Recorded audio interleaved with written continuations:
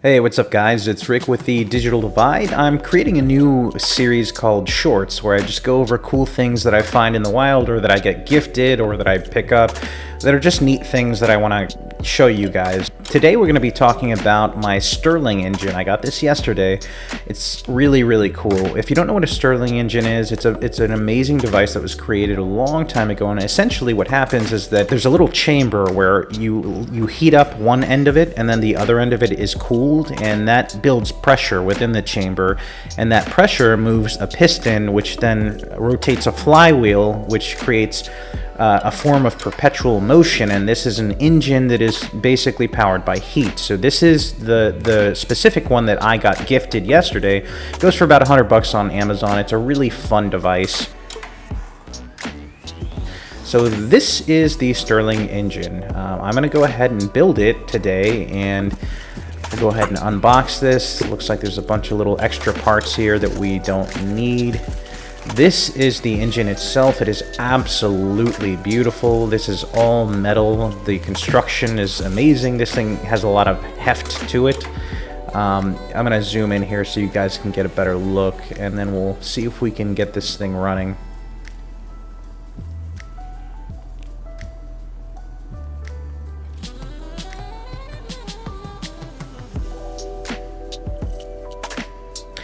All right, so this little compartment here is where the heating element goes, and that's going to heat up the tube that's above it, and that's going to create hot air on one end, and then to the left of that is a metal chamber where there's cool air, and again that creates the differential there, creates pressure, and it moves the piston, which then creates the rest of the process here. So this little glass container is the heating element. So this is ideally supposed to be filled with ethanol, just pure ethanol, but I don't have pure ethanol, so the closest thing I have is some vodka. I hope that works, so I'm going to fill this up with vodka. It's only 40%, 40 proof, that is, and hopefully that's flammable enough to ignite the wick and get this whole process started. So it also comes with these optional LEDs that you can install, but I'm not gonna install those.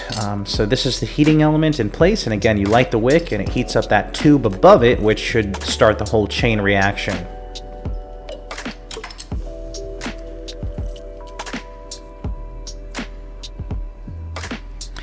And you can see here the flywheel gets spinning. There's a belt mechanism as well. This is a fully functional engine. It's just in miniature form. So this is my little glass vial filled with vodka. Hopefully that's enough to ignite the wick. We will see.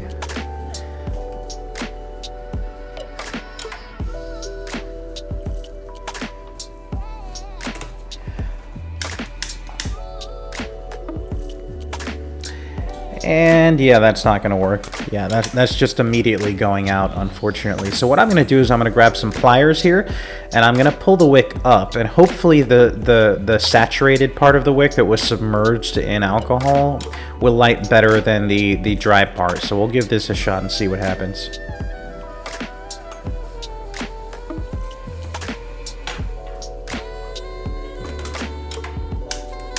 And looks like we're getting a whole lot of nothing right now. This sucks. Okay, you know what?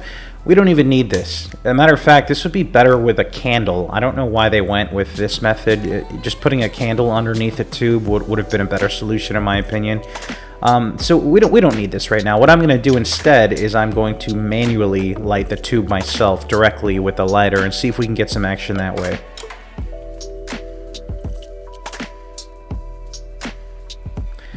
Alright, so once the tube gets hot enough, we're going to spin the flywheel, and hopefully at some point it gets hot enough so that the process works here. Hopefully it doesn't take too long.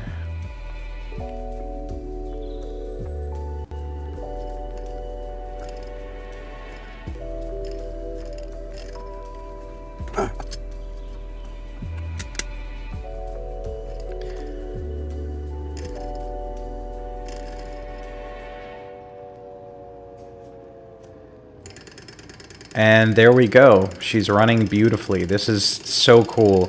This is a fully functional motor just in miniature form. I don't know how many RPMs it's running at right now, but I'm so fascinated by this stuff. I'm gonna take the camera off here so I can give you guys a closer look of this thing in motion. It is beautiful.